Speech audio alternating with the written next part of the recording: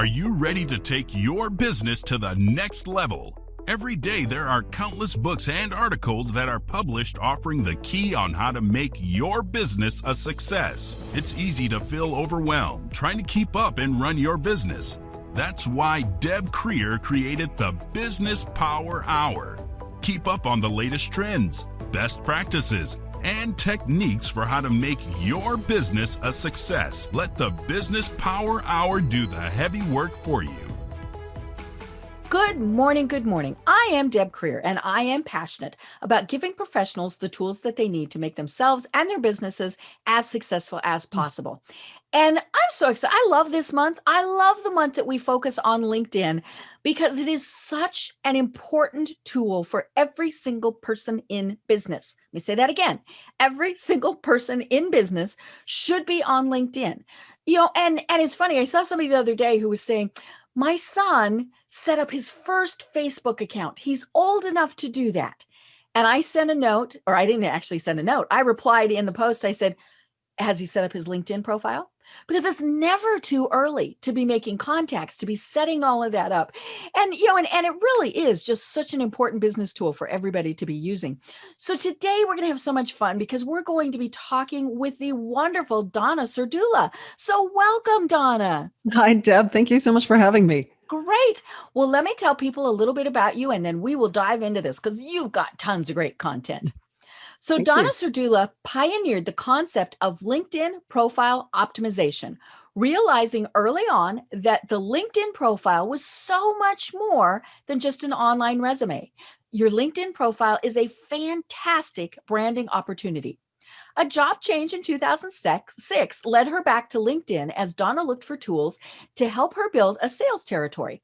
It was during this time she had her LinkedIn epiphany and forged her LinkedIn 4-point methodology. By integrating LinkedIn into her sales process, she found tremendous success. In 2009, she walked away from her successful sales career and founded Vision Board Media and LinkedInMakeover.com. Donna and her team of over 40 writers have helped thousands of executives, entrepreneurs, sales stars, business leaders, and professionals from around the world create professionally branded LinkedIn profiles. She is the author of the book, LinkedIn Profile Optimization for Dummies, which is published by Wiley. Donna has been featured on Forbes, Business Insider, Times Money Section, Wall Street Journal's Market Watch, the LA Times, NBC, SiriusXM Radio's The Focus Group, and many other news outlets. Holy schmoly, welcome, Donna. Thank you so much. Great. It's funny listening to those dates. At one time they weren't that far. They weren't far ago. And now it's like, oh my gosh, I've been doing this for how long? 2009. I know. Well, and last year is just, I don't know if we count last year when we're counting things. Actually, I think, and we'll obviously talk about this as we get further on, because of the pandemic. It really changed how we did business then and how we're going to be doing business going forward. So I think we definitely should count it. It's one of those things. Well, I always love hearing about how my guests got to where they are today and how you really did discover that this is your passion in life. So we know a little bit. Give us a little bit more of the details. Yeah, it really, what you read is very much how LinkedIn and my business came to be. I have to admit, I always wanted to be a business owner. I found that being in sales, I loved building that territory. I loved having connections. I loved networking. I just didn't like patting other people's pockets. Because I worked so hard. Right. And I remember, for a very long time, I always used to think like, I want to break off on my own. I want to have my own business, but what can I do? Right. And it's so funny how it was all right there in front of me, but it was really hard to connect those dots. But ultimately LinkedIn was something that I loved. It was a tool that I used. It was also a tool that it was so strange to me, but people were just not using it correctly. Right. We cut and pasted our resume. Oh yeah. And even LinkedIn was the one pushing it. Oh, this is your online resume. It's your online resume. Just copy and paste that resume and you'll be fine. And of course it doesn't even take into consideration that no one has an up-to-date resume. I know. Somebody asked me for one the other day and I printed my LinkedIn profile. Yeah, it's funny how that all works. But, I realized, back, and this was years ago, but I don't think much has changed. I mean, a lot has changed, and yet so little has changed. When people want to do business, when people want to learn more, they're going to Google your name. They're going to pull you up in some way, shape, or Right. form. And they're looking. They want to know what to think about you, and they're looking at you to tell them. Maybe not directly, but through your presence, through your postings, through how you've defined yourself. And to me, it was that realization that, you know what, your resume is your past. It's what you've done. But your LinkedIn profile really needs to be your future. It needs to Right. be who you are and how you help and why you do what you do and what do you stand for. And when your profile tells that type of a story, people resonate to that. Right. They're hungry for it. They want to know, Mhm. and they want to do business with you. They want to pick up the phone. So to me, a real core aspect of one's personal brand is that profile. Right. And it doesn't matter what level you're at. I certainly think that every business owner, every senior level person should have a LinkedIn profile. But, even if you're, more of the worker bee type of person, you might have aspirations to not be that worker bee, Yeah. or to start your own business, and so it's great to be working on all of these things as you go through your career. I was Yeah. joking that the little teenagers should start this, and I actually was not joking. They really should start young. And Deb, my the one woman that works with me as my Mhm. general manager of operations, she and I have been talking about that. We started a company called ReadySetU.com, Mhm. and it's specifically for students Mhm. and helping them understand, what do you want to be? Mhm. Where do you want to go? Mhm. How can you get there? Mhm. And let's help you craft a LinkedIn Right. profile. Let's Mhm. help you craft that foundational resume Mhm. to really get started. Mhm. And let's help you understand all that's available to Mhm. you, because I think for a lot of people, when we look, when we start out our careers, we only know what our parents did, or the Right. people who are, in that Mhm. circle. Mhm. And so it's important to really help them, to challenge them, but Mhm. also to support students and young Mhm. professionals, and give them that idea of, look, there's a lot out there, Right. but these are the steps that you need to Mhm. take, and we're going to hold you by the hand and help Right. you progress. And of course, they're much more technologically savvy. And And yet they're not. And yet yeah, they're not. yeah. I mean, That's the they're funny part. smart They in know some their ways. Yeah. phones. They Right. know their phones really well. Mhm. But just because they know how to use their phone doesn't Mhm. mean they know how to set up a LinkedIn Right. profile, what they want to Mhm. do, how to articulate it Mhm. in a manner that's going to align Right. them to their Mhm. future goals. Mhm. That right there, even though they're tech savvy, Mhm. they still need that help. Right. Well, and they need help, and we all do from time to time, but in how to be professional, because they are used to texting, they are used to Instagramming and TikToking and all of those things, and that's great when you're communicating with your peers. But when you're trying to be professional, no. I remember years ago, and this really was years ago. Mhm. I worked. I was the head of communications for a very large organization, and I had this wonderful young woman who worked as in my department, and I needed her to send a communication to the CEO. Mhm. He wanted to do this little scripted thing that that he was going to record for every employee. It was supposed to be 2 or 3 sentences long. I mean, Yeah. just kind of one of those hoorah yay things. And so I said, do this. And so she sends him the email, and I got a phone call. And the phone call, now it was funny because even back then we had caller ID. So I knew who I was talking to. So of course I answered Mhm. in my most professional voice. And he called me Deborah. So I'm like, uh-oh. Kind of like when your mom calls you by your full name. Yeah. And all he tells me is fire her. Oh And my I don't even know goodness. what he's talking about, and so I, calmed him down, and I said, okay, explain what's going on. Well, she had done exactly what I had said, but she wrote it like she was writing a text to one of her peers. And you don't do that to the CEO of one of the largest corporations in the world. And so I told him, I said, okay, no, I'm not going to fire her. We're going to use this as a teaching moment. And we did, but that's the thing is we all sometimes we're used to text speak or all of those various things. And it drives me nuts when I see it in somebody's LinkedIn profile. The letter U does not stand for YOU, and I mean, unless it's part of like a tagline or something. No. Be professional on LinkedIn. Yeah. Yeah, I agree. I think, at the same time, I do think I try to think in terms of, my audience and what are the best means of communication for them. And I myself always prefer the phone to email every day. I let people, and as I say that, I'm putting do not disturb. Because they know they call you. Because they will call me.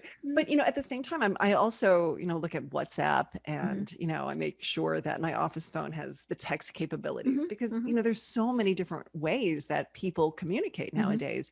And, it's Facebook Messenger, it's LinkedIn messages. There's so many different ways. And it's really trying, for me, it's being smart and, seeing what's out there and seeing how my audience wants to connect and then trying to make sure that I'm all in all of those places with help from virtual assistants, of course. Right. Oh yeah.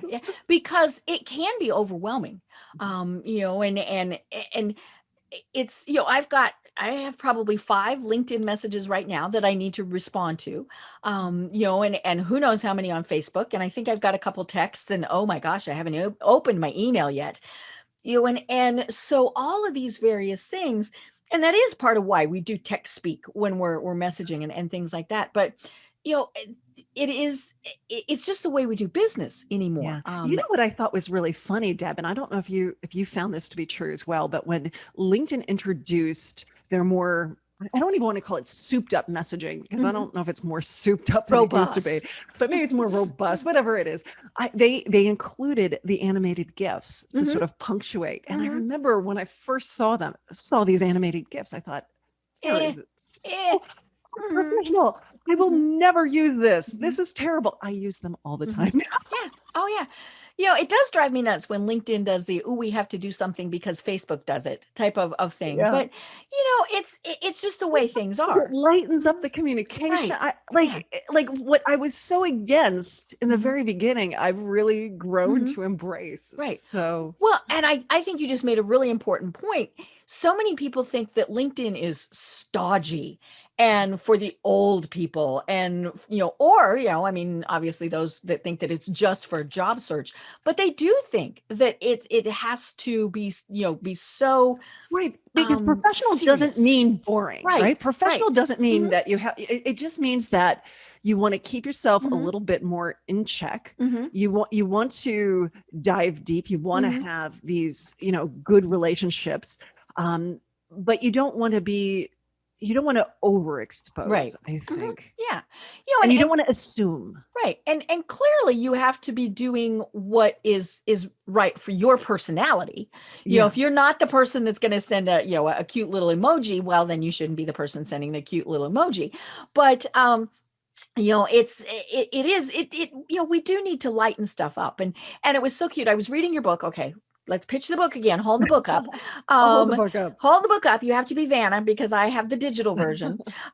So, and I love the dummy books, because no matter what, you always learn. And it was so funny because I was reading this last night and there were, a couple of things I went, oh my God, either things that it reminded me or several really, some new things. And so we'll definitely talk about those. But I love one of the things you were talking about in there with adding humor, adding that little quirk in there. And you were even suggesting in your professional headline, maybe saying, some, if you got space, I mean, obviously you downhill skier. Well, and there's so much more space in the headline than ever before. Right. It used to be 120 characters. It's now 220, I know. I actually think is a little too long. I know, we got used to being short and, and I'm a PR person, so I'm used to a headline, and so adding that little quirk in there right at the very start. Now, clearly it still needs to be professional. I mean, you don't want to say, stripper at night or, I had a client who, we were talking and I said, let's put in that extracurricular activity or that sport, what is it? And he's like, well, I really like to wrestle. I like wrestling. Like WWE wrestling, or does he wrestle? I wasn't 100% sure. Yeah, you didn't want to go there, right? And I was like, I'm cool with baseball, football, but there's just something about wrestling that I felt was just not where I thought his brand was headed. And so in that situation, I was like, all right, let's regroup on this one. Wrestling is a little odd to put in the headline. And that might be my own. I mean, that could be my own, seems odd. Yeah, it's a girl thing. I don't know. Yeah, it could be. But that was one. That was one I was like, downhill racing or skiing, I'm cool with that. I'm just, like there's a lot that I think would work. But cycling, cyclists, that's a community right into, of and into themselves. And or unto themselves. And I find that when you put that you're a cyclist, that you have a picture of yourself on your bike, people in that community resonate to that. Right. And so that's the thing. It's about finding your tribe and finding that commonality that allows you to have a conversation and forge a rapport. Right. And it is about building those relationships, and we build them for professional reasons, but we develop the relationships in many cases for personal reasons, because our kids are in soccer together, or, we went to the same school, all these various things. And so part of that is why you want to include it. I love that you include, and it's funny because I don't, but I rethought this, where you went to high school. And you're very specific. You say, not only is that giving away your age, and you can hide those numbers, but that does allow you to connect with that community. Yeah. Now, I only had 32 in my graduating class, so I'm not really sure. Oh, you went to a small school, a little place. But you definitely include universities, and it's so funny. I was preparing for other interviews this week, and was looking up one of my potential guests, and he had come to me and pitched himself. That's great. I love that. That's how I get the vast majority of my guests. And, and so then I wanted to chat with him on the phone real quick, just to make sure that because he didn't know that I was doing a LinkedIn focus. So anyhow, I'm scrolling down through his program. We went to the same university. And so, I get him on the phone and I said, you broke the cardinal rule. And we were actually Zooming so he could see me. And he's like, oh my gosh. I said, you didn't read my entire profile. And he said, oh, you're right, I didn't. And I said, we went to Colorado State University. And he's like, oh my God, because it's the smaller university in the state. But right there, we had an immediate connection. And so that's why you put cyclist. Now, maybe you don't put it in your headline, but maybe it's in your about section. Or if you volunteer, or you're part of a formal group, all of those various things, put that in there. Yeah. And I am of the belief that we need to start just squashing age discrimination. And the way we do that's how we get our knowledge and our experience. And the way we start to squash it is to say, guess what? I'm going to tell you my age. I'm going to put my graduation year. I'm not going to try to hide it because there's nothing to hide. Right. And the more and more people do that, we're going to start to realize that, hey, there's nothing wrong with it. And as long as we're clear on our relevance, our experience, and we see it as the plus, other people will see it too. Right. So, I feel, let's high school in. At one time I was so dead set against it, but it just doesn't, I've always thought, why is that professional? Why isn't it? Why isn't it? And I found that, and I think, and I write about this in the book. I've had some really amazing conversations with people who went to the same high school as I did, and so why hold off on that? Embrace that, embrace, your age, embrace the years that you graduated, and we're writing LinkedIn profiles for people in their 70s. We've written profiles for people in their 80s. Wow. And I love that. I love that because why not? You have something to offer. You have a story to tell. Yeah. Tell it. Think of the mentorship just that alone. Yeah. Yeah. And, You know, and I, mhm, and like when people say, oh, I'm in my 50s, like, should I be worried?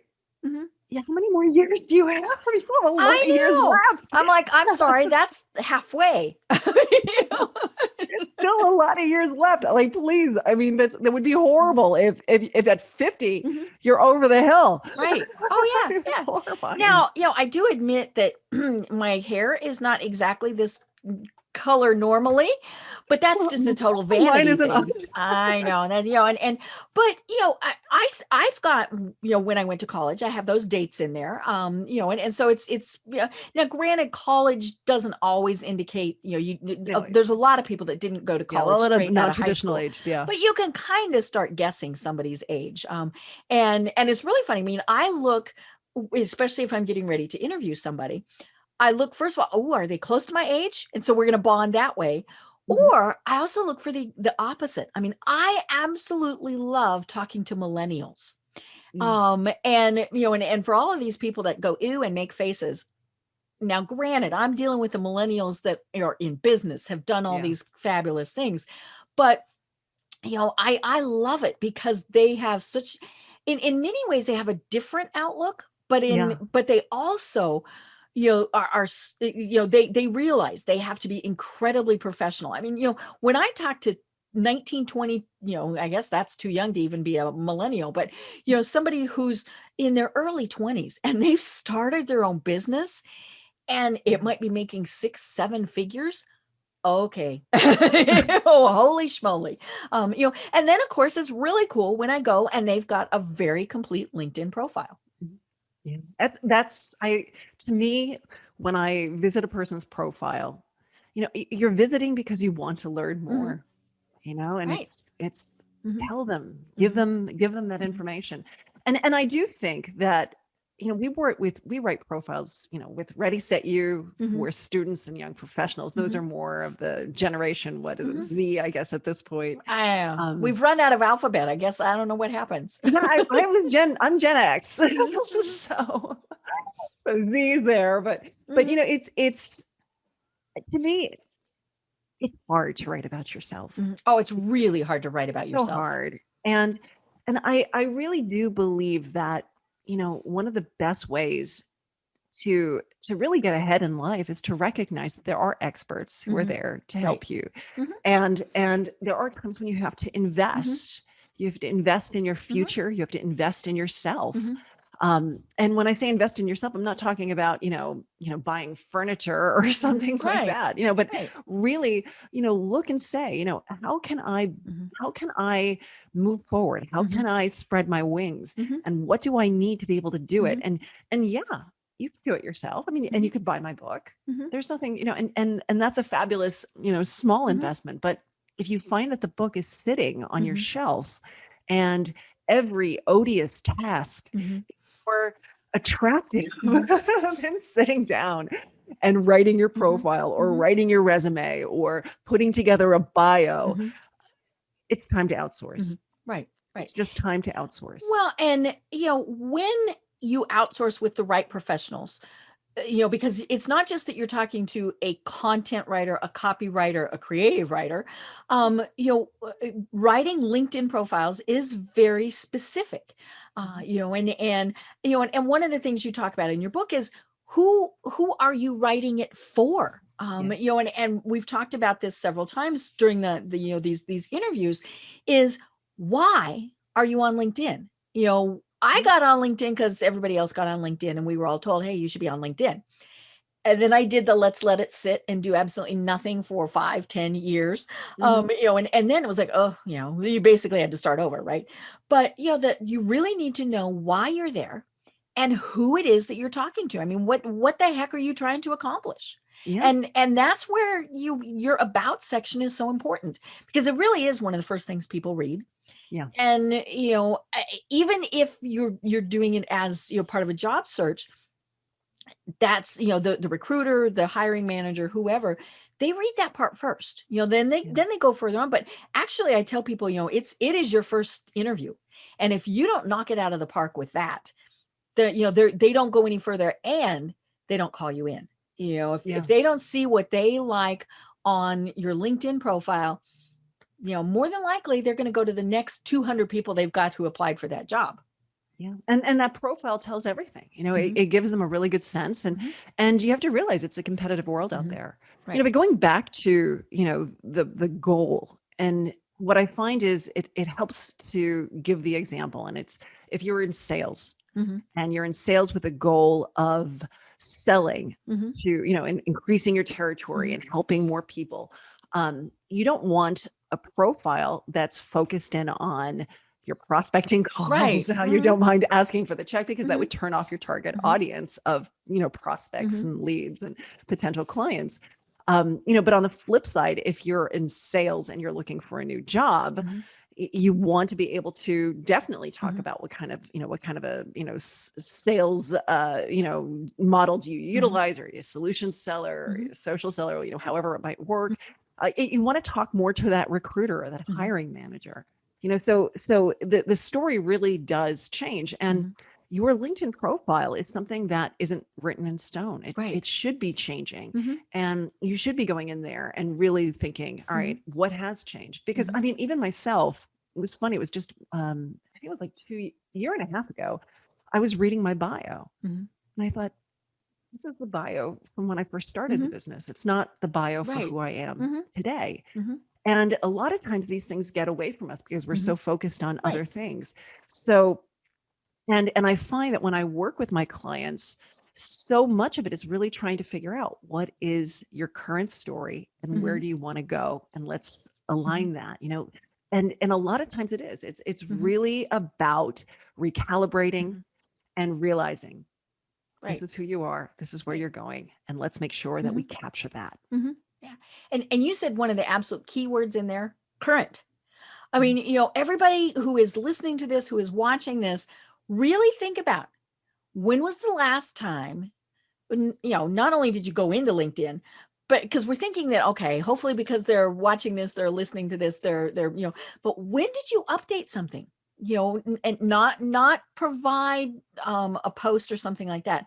When did you actually read what you have, especially in your about and in your experience sections? Because that has changed. That has done. There's been so many more things, and I think COVID really has.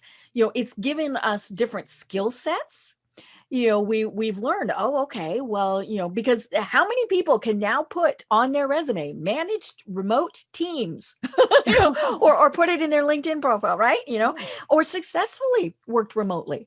And I think that is something that we really need to look at and think, okay, what, and I mean, there are people who, especially if, they're, they, who can say, that they flourished at it. One of the things, and now I'll be honest, I'm one of those, I'm the cobbler's kids, my LinkedIn profile is always the last one.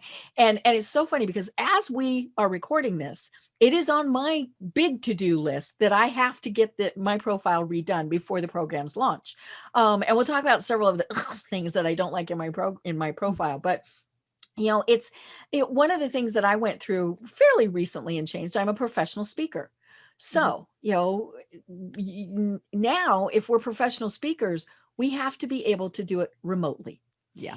Maybe in person, depends on, what it is, but we had darn well better be able to do it remotely. And it's not just this last year, it's going forward.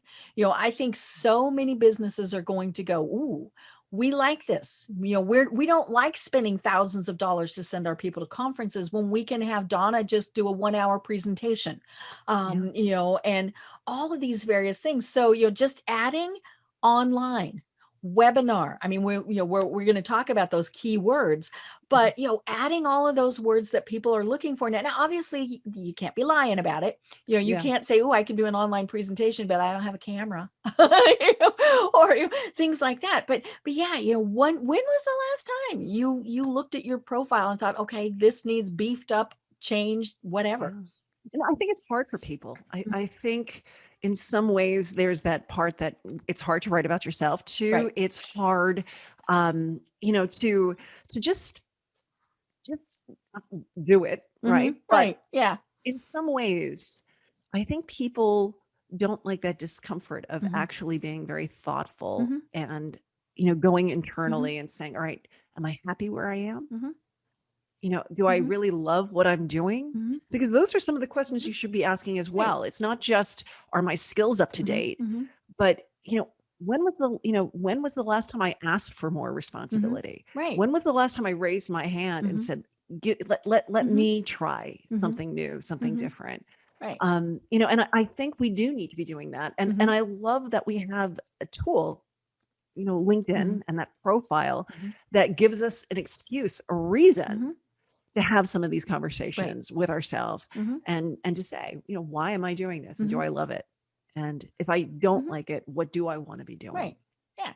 And let's be, it doesn't mean you have to change jobs. I mean, maybe it just means that you communicate to your manager, to whoever, hey, I'd like to do this. I remember years ago I was giving a seminar on, LinkedIn in a job search, and Mhm. this one woman, I mean, she asked the key question, well, what if I'm putting in there that, I'm making it obvious that I want to leave my job, and my boss sees it, and it had actually happened to her. Mm. And it was so funny because she had the best story about it. Mhm. She had put in there, eventually I want to do XYZ, Mhm. and it wasn't saying, hey, I'm looking now or anything like that. It was just, and her boss saw it, and her boss, come see me, that conversation. And he said, it's great. I love that, and they were the type of company that really did. And he said, but, Yeah. is there a reason that you wouldn't want to do that here? Because you can. And it had never occurred to her that, Mhm. and so not only did she, change positions in that company Mhm. to do that, she of course kept those benefits. She kept that seniority. I mean, Mhm. all of those things that she would have had to have started over. So, as part of that thinking through this process, think, is there a way where I am that I can be Yeah. doing something different? And, let's be honest, companies for probably the next year are really going to be restructuring. Mhm. They're going to be figuring out, okay, pandemic is behind us, but we still like working remotely. We're doing hybrids. We're not going to conferences, all of these various things. So now is a good time to be maybe thinking about and then having those conversations with people. Yeah. Absolutely. Some people say, I don't want to touch my LinkedIn profile because I'm afraid that my employer will think I'm suddenly looking. Hmm. Hmm. And that strikes fear and terror Hmm. in them. I believe that you shouldn't write a profile, Hmm. even if you're a desperate job seeker. I Hmm. really don't ever want it to sound like a desperate job Right. seeking type of Hire profile. Like that's me. just not good. Hmm. But it really should always be about branding. It Hmm. should be about your own reputation Hmm. management and just being very much authentic as to who Hmm. you are and what you do and why you do it and that type of Hmm. thing. Um, but at the same time, if you do put that out there and let people know what you're about, Hmm. sometimes I've had clients come back and say, oh yeah, they noticed that I updated my profile. They didn't even realize all of the Hmm. things that I was capable of, and Oh I got yeah. a Hmm. raise Hmm. or I got a Yep. promotion. Hmm. Um, you know, so sometimes we're almost scared to shine, Hmm. Right. and we shouldn't be. Hmm. Be clear about Hmm. who you are and what you do. Hmm. And if you're not sure what you do, if you're not sure, have some of that thoughtful, just sit down and think, Hmm. where have you been and what Hmm. have you enjoyed doing and what are you proud of? Because it might be that you just haven't sat Hmm. down and thought long enough Right. about what it is that you Hmm. offer, because everyone out there Hmm. has value. Hmm. Everyone out there Right. has a passion Hmm. inside of them Hmm. and a story to tell. Hmm. And one of my favorite things is helping people tell that story Hmm.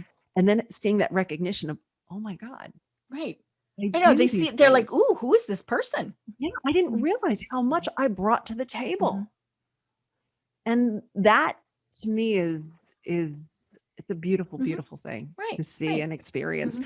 And I truly, what I've seen over and over and over again over the last 10 years, over the last decade, when you spotlight your best, Hmm. you attract the best. Right. And when you're ready, Hmm. like so many people say, I'm sure you've heard this, Deb, I don't get any opportunity. Hmm. Nothing happens. Right. Nothing's crossing my Hmm. path. Are you ready for it? Hmm.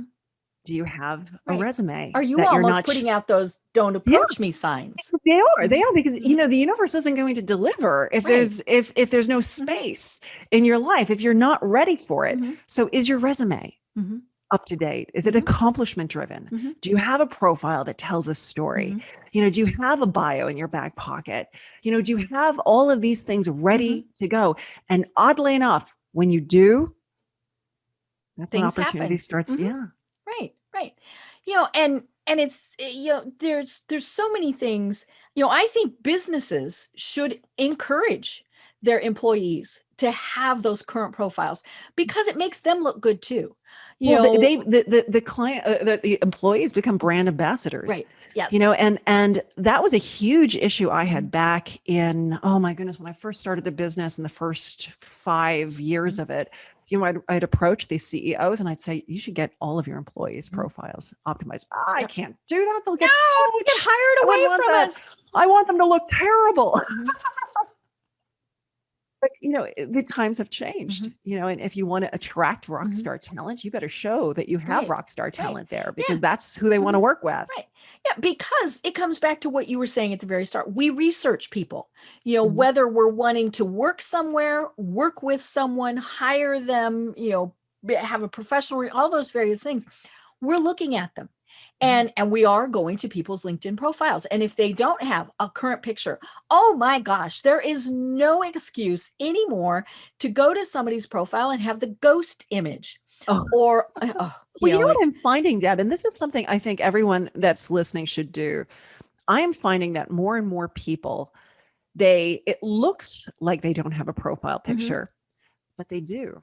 The only Ah, problem is their visibility settings are ah, set to mhm. only their first Right. degree Mhm. network. Mhm. And so a lot of people out there, if you try to connect Mhm. to someone and you don't have a profile picture, Mhm. I myself, I Oh, just say I no. don't connect. I would Mm-mm. never connect to someone who Mm-mm. doesn't have a profile Right. picture. But the problem is, if you did connect, then suddenly Mhm. they would surprisingly like they'd Yeah. have a profile picture because now you're in Which their first degree yeah. network. Mhm. So it's really Yeah, everyone go and check your settings. check your settings, make Mhm. sure it's open, Mhm. it's your profile picture is Mhm. shown to everyone. Mhm. Right. Right. And I never like selfies for this. I mean, it's just not, it's selfies, you're at an odd angle, you're not well lit, all these various things. But we really don't have to go spend thousands of dollars anymore to get this done. Now, clearly, depends on why you're using it and all those various things. Um, and trotting down to Walgreens and having a passport picture taken, not the best idea in the world. All these various things, but our cameras on our phone, on our smartphones really are pretty good. Yeah. Have someone help you get a plain background. I mean, I wouldn't, this would, how I look right now. And for those who are just listening, this would not be good. I mean, I have a plant growing out of my head and all sorts of things. This would not be a good background for a LinkedIn picture or any headshot. Mhm. But especially if money's tight, if you're having to do it in a hurry. We had a lot of people who all of a sudden during the pandemic had a job one day and oops, didn't the next day. So you can to have a picture with your smartphone that is passable. And I Oh, love that yeah. in your book you talk about the fact that LinkedIn has things, tools built in that you can use on to help make your picture look better. Yeah, it's true. If you upload an image, you can Mhm. go into the filters Mhm. and you can really, Mhm. change the quality Yeah, you can change the of that lighting. I image. mean, all sorts of things. Mhm. I mean, I will say this. I find that so many people say, oh, I can't afford a Mhm. professionally taken photo. And I say, well, how much does a professionally take photo take? How much does Mhm. it cost? Right. Oh, I don't know. Yeah. Well, then how do you know you can't afford it? How do you know you Mhm. can't afford it? Mhm. Like maybe make some calls. Maybe you might be pleasantly Mhm. surprised Right. that it's absolutely affordable and you're going to look absolutely Right. amazing. Oh yeah. Yeah. You know, So again, I think a lot for this is the strangest thing, but I do feel, and I think back, I was doing a workshop for a company, and I had come in, I sat down with, I think it was 15, 20 of their employees, and we went through and we were optimizing the LinkedIn profile together. It was like this all day workshop. It was awesome. And I had said, I want, if you want to have me, I want you to bring in a photographer, and I want everyone to have a professionally taken headshot. And the one girl, I shouldn't say girl, the one woman, she was definitely a woman. She had her original photo up on her profile.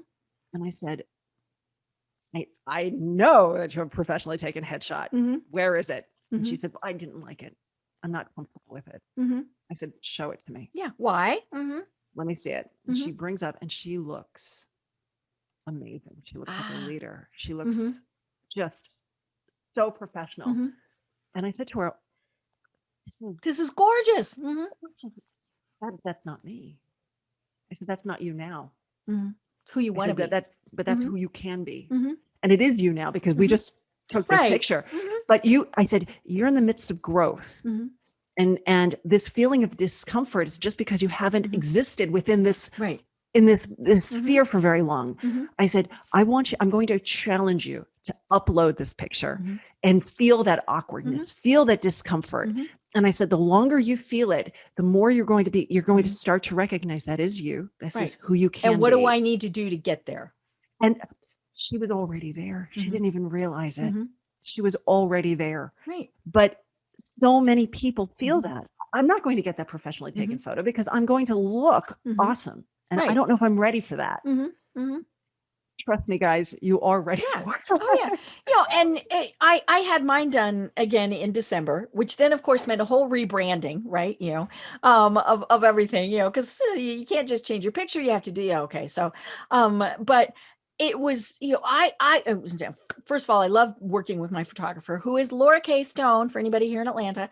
But this is the way that many professional photographers, especially if they're doing headshots. Now, that's the other thing is, you want somebody who knows what they're doing, that they've done headshots, because she brought in somebody who did my makeup, because it is different than what you normally do. It is a little emphasized, so that does make some people a little uncomfortable, and men, they're going to touch you up a little bit too, and now they're not, you're not getting eyeshadow and all those various things, but your blemish might be hidden, some various things, but and then we really gave a lot of thought to wardrobe. Now the really funny thing was, we did this in, obviously here in Atlanta, and we planned half the shots to be outside. It was 35 degrees. It never is 35 degrees here in Atlanta. And the outtakes are absolutely hilarious, because you can tell that I am saying I am freezing my off. But, we had a ton of fun with it, and it was not inexpensive, but for me, it was definitely worth it. But you mentioned a company bringing a photographer in. There's another, maybe you've got 5 of your friends who all need new headshots. Talk to a professional photographer, say, hey, what can we do to, because that photographer wants business also. Yeah. So if you say, hey, we're going to bring you 6 people who need headshots, what type of discount can you get us if we do them all in one day? Because that's going to make life easier for them. So, there's lots of ways to do this. And I have a shout out to headshotcrew.com, which is my favorite website of choice. I have no affiliation with them, but I really do. I love the work that they do. It's a database. You go in there, you type in where you're from, and they will show you all of the photographers who went through the headshot course by Peter Hurley, and anyone it's listed as affiliate has gone through his course. And Peter Hurley is a world-renowned headshot photographer, and I find that the headshots that this company does, and again, all of the photographers that are underneath that umbrella, very authentic, very real, not that weird, stuffy, traditional type and of this headshot. is not glamour shots, ladies. We're not doing the feather boa looking over our shoulder thing. And I just find that they do well. So if you're thinking, you know what, Deb and Donna just convinced me, it's time. And you're not in Atlanta, and they can't use you. We can't use Laura K. Photographer. Check headshotcrew.com, and I think for most people, they will be pleasantly surprised that it's absolutely affordable, and it's going to make a huge Mhm. difference. And not Right. just how others see you, but how you Mhm. see yourself. Mhm. Oh yeah. That I think is what always amazes me when I look at my headshots. I almost always think, who is that? And now Laura Kay and I had a blast doing this. I've used other photographers. We've had a blast. I mean, clearly I'm shy retiring, but I hate having my picture taken. I really do not like it. And so that's one of the things that a good photographer does is they put you at ease. This is not, and that's the thing to watch. And, you don't want it to be the assembly line type of thing either. But it shows. I always tell people, one of the things that one of the very first things, I mean, clearly one of the very first things that somebody looks at is your picture. Yeah. And so, you want to be smiling. Now, you don't want to do the, Sheldon on Big Bang Theory smile where you're scaring people away. But you want people to look at that picture and go, wow, I want to get to know Donna more. And so that's in many cases Or why Donna Mhm. truly cares about her brand Right. and Mhm. how she's presenting Mhm. herself. Yes. And this is the type of Mhm. person that I Mhm. want working with Mhm. me. Right. Because I think that's a big part of it Mhm. too. It's not just it's how you Mhm. choose to present yourself. Mhm. Right. Because you could choose to present Mhm. yourself with a selfie. Mhm. You can Right. present, Right. all these different ways. But if you Mhm. choose to do it in a manner where you look Mhm. high level, you look Mhm. smart, you look happy, Mhm. friendly, well Right. adjusted, Mhm. that goes a long Mhm. way. Right. And this is not just about business. I mean, if you're wanting a volunteer position, people are looking at those things. I was saying that somebody asked me for my resume. It was for a volunteer position. Now it's a very high level volunteer position. And, they said, you have to be vetted, all these various things. And so we need your letter, we need your recommendations. Now I was recommended by, somebody very high level. So it was probably a done deal, but then they did say, where we want your resume. And I went, and so I printed my LinkedIn profile and they said, that's great because that's from you. We would have expected that Yeah. because, that was, I was telling them that, but yeah, I mean, it's it's not just about work. Mhm. This is also for other things. So, just because you're the stay-at-home parent, you even if it's just that you're going to head up your local PTA, a church group, all those things, you still want to put your best foot forward. Yeah, absolutely. I agree. Yeah, so it was so interesting when I was reading your book because we always kind of joke that the dummies books are for the basic. Now, in some ways they are, but every time I read one of the dummy series books, I get stuff out of it. And that's of course why they're written is it really is for every level. And so Yeah. you've got a lot of the basics in there, but you also talk about a lot of other things. And truth be told, we all need to review the basics part Mhm. to go, oh yeah, I forgot to do this or I forgot to do that. I mean, like one of the basics that Mhm. I remembered reading your book was that I need to be more involved in groups. So talk to us a little bit about groups because I think so many people don't even realize that there are groups on LinkedIn. They don't know Yeah, what and, to and do with and them. I will say this: I LinkedIn groups are dying. they're they are not They're what they used to definitely be. not like Facebook groups, They're not like Facebook groups. And truthfully, when I talk about groups Mhm. in the book, I do make mention that LinkedIn needs to really decide what they're Mhm. doing with these Right. groups because Yeah. they've done everything in their power to really hack them to Mhm. pieces. Well, and originally it was just kind of anything and everything could be a group with Yeah. absolutely no function, and I think a group Back is in the day great. though, Yeah. they were great. I Oh mean, yeah. they were this Mhm. this this place where you Mhm. could go and find Mhm. connection Oh and yeah, it and was a great place to find conversation. connections. Mhm. But I almost feel that hashtags have almost killed Mhm. groups Yeah. because if you follow a hashtag, then you're following a topic that Mhm. you care about, and Mhm. you're not just limited to the group. Now Right. it's open to the Mhm. entire Mhm. network of users on LinkedIn.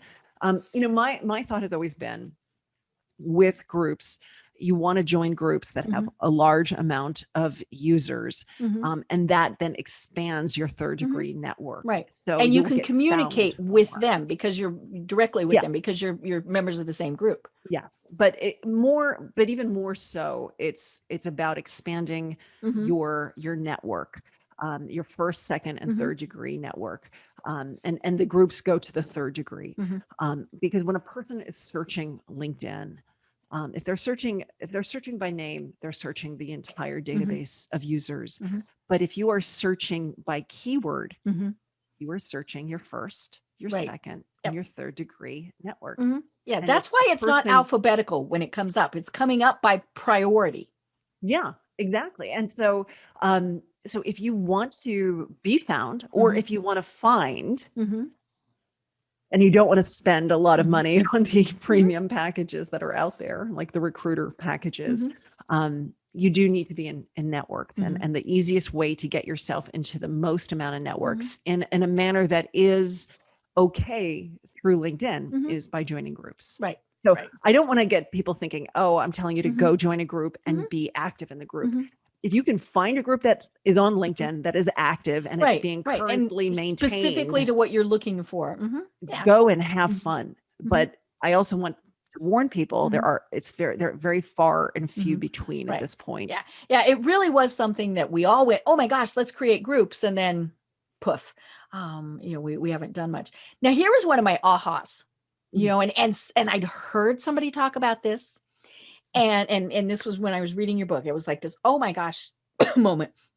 I'd heard somebody else mention it, and I thought, what are they talking about? And then I went squirrel and went on to the next thing, right? QR codes. Oh my gosh. Now, granted, actually, I was going to say it means that we need to be back to meeting in person, but you don't. No, so fact, yeah. I'm so sorry to talk over you. I didn't mean that. I get so excited about this topic. And it was so funny because, at like 11 o'clock last night, I'm playing with QR codes on LinkedIn. And, and so explain to us now, it is only on smartphones. It's on the app, so you can't do it. But explain to us QR codes on LinkedIn. So with LinkedIn, with the mobile app, if you look at the search bar at the very top of the home screen on the far right, there is it looks like a QR code. It's like just a whole bunch of squares embedded into that search bar. If you click that, that'll take you to a screen where your mobile phone starts to look like a camera. And then I was going to try and show it on my phone, and I couldn't get it to work. But if you click on my code, you then get a QR code, and for you. And if you're in person, at one time we had to collect the business cards, we'd have to go home and then connect and we put them in the piles, right? Yeah, we all have piles of business cards, right? But doing it this way, if you're in person, you could show them your QR code. The other person can take that picture of the QR code, and immediately your profile would pop up, and they could hit connect. But you're a public speaker, Deb. So you take that QR code and you put it into your presentation. And at the very end of the presentation, you say, hey guys, get out your phones. I want to take a picture of my QR code I'm projecting. Take a picture of it. And I do this in my webinars. I show people my QR code, and I tell them on the screen, on their laptop, take a picture of it. And boom, they're hitting my profile. Right. So because you can save that QR code as a graphic image. Yeah. And I mean, you could even go so far as to put it into I was just thinking put it on my websites. But, because we all have our little connect with us, we put our little icons up there. Well, there's you want it can't be itsy bitsy, but if you're really using LinkedIn a lot, then put it in the main part of your website. And, and have it there, put it on Facebook, put it on Instagram. I mean, it's very easy to put that QR code in so many places. Yeah. I mean, and you could also just have a link back, that would work just as easily. But I mean, think about it in terms of, if you have a book, you can put it in your book. I don't know if your publisher would allow it, but that would be a fabulous way to really easily connect with people. You could put it in marketing literature. You could put it on the back of your business card if you want to keep that business card, something that you're printing. But it's really a way of linking to your profile Mm-hmm. in a manner where it's not easy to Mm-hmm. normally link. So Mm-hmm. if you want to get it onto their phone, Mm-hmm. this is the way to do it. And Right. it's a fabulous, Mm-hmm. fabulous tool. They used to have another feature that I did talk about in my book, and I loved it was being able to turn on this find nearby feature, and you can Mm-hmm. see everyone who also Right. they took that away from us. Yeah, I think people just kind of felt a little iggy about that. It was only icky if you didn't understand that you had to be on that screen to be Mhm. found. Right. So it wasn't like you were being outed. Right. But like you could all be at a conference and say, Yes. okay, you want to connect with everybody who's here? Let's Here's a all great turn way. it on. I'm hoping that as we start to see life return back Mhm. to normal, Mhm. that maybe LinkedIn will bring this back or Mhm. bring it back in a different type of a Mhm. manner. But I did feel that there was a lot of value Mhm. to that and Right. something that people could Mhm. use. So I was very sad to see that Mhm. go. Right. And of course, that is the tricky thing with writing a book about LinkedIn or any social medias. Things change, which is why they need to follow you out in the non-book. Excuse me. All of a sudden, I have the hiccups. Now, the book is great. I'll hold it up again. Because like I said, whether you've been doing this for years or you sat through this pandemic and thought, oh God, now I need to or maybe you really use the time during the pandemic to connect with people on LinkedIn. Going forward, this is it's absolutely critical. We aren't going to do business like we did 2 years ago. It's definitely going to be much more online. I don't even know the last time I was at a Starbucks. It's been over a year ago. I mean, and I used to go fairly often because I'd be meeting people. My last in-person networking was March 12th of 2020. And so, but I'm on LinkedIn every day, looking up people, all these various things. So, that's where it's so important to have that great profile. So, get the book, all these various things. But if they want to work with you, which we're saying, people, as we said, it is something where sometimes people just need that extra help. Donna, how do they find you and connect with you online? Sure. So we help professionals from all over the world really brand Right. themselves And of course, through. LinkedIn is bigger outside the United States. Yeah. It's crazy, but we work with people from all over the world. We help them really understand their story, who they are, and we help tell it, and not just through their LinkedIn profile, but through their resume, through a bio. And we really look to become that partner, someone that you don't just come to us once, but we're always here for you, helping you, working with you, seeing how you develop, and always making sure that you're presenting the right image, the right story, constantly, recalibrating. So you're always right on point. But our website is linkedin-makeover.com. And I'm rather unusual in this regard that I believe that it's best to be as transparent as possible. So if you visit my website, you're going to see our services. You're going to see the pricing. You're going to see the process. Right. You're going to see pictures of who you're going to be working with. And I make it so where all you need to do is, if you want to call me, or if you want to book time on my calendar to learn more, you can do so. So I try to make it as easy and comfortable for you. Right. So we're always open in terms of how to do this. And you've got tons of resources. You've got a blog, you've got a podcast, and all these resources. So let's be honest, there's no excuse, folks, for people to say, we couldn't find Donna's information. There's so much out there. And whether it's Donna, whether it's someone else, we do encourage you to think about this. Or even if you do it yourself, there is no time like the present to do this. and then really make it the thing going forward. I don't want to hear from you 5 years from now. Oh, I guess I should, update my LinkedIn profile. No. We need if you visit my website and you go to the free tools, free resources section, I give away 3 free chapters of my book. Ooh. So you can download 3 free chapters. My publisher was not happy. They wanted only 1, but I said, we're in the midst of a pandemic. We've got to help these people. Need help. They need help. They need to pivot. They need to understand. So I give away 3 free chapters. And also I have a app that I also give away. It's called the LinkedIn Headline Generator. And if you click on that, you just have to, let us know that you're real by giving us your email address. But then you have access to this tool, and you can automatically create headline for yourself. And it's just a click, and you can copy it, paste it in to your profile. You're going to get more hits, more views, and you'll be found more often in search. Cool. So even at the very least, try it out. It's a lot of fun. And it's really designed to make it easy, because that headline is such a sensitive field, and you just can't go with the default, which is your current company. We didn't even talk about why it's so important. Because gosh, we ran out of time, but it really is. I mean, between your picture and your headline, if you don't have those 2 things right, why are you even doing this? So, oh my gosh, Donna, see, this is why I set the timer, because this is so much fun. And there really is so much information. So I encourage people to get your book. I encourage people to go to linkedin-makeover.com and get your information there. Do you have any final thoughts for us? Thank you so much for having me. And I think the one thought I would leave everybody with is, you're worth it. Really decide who you want to be, how you want others to perceive you. You have that control. You have that control to shape others' perception. And it's time. There's no better time than the present.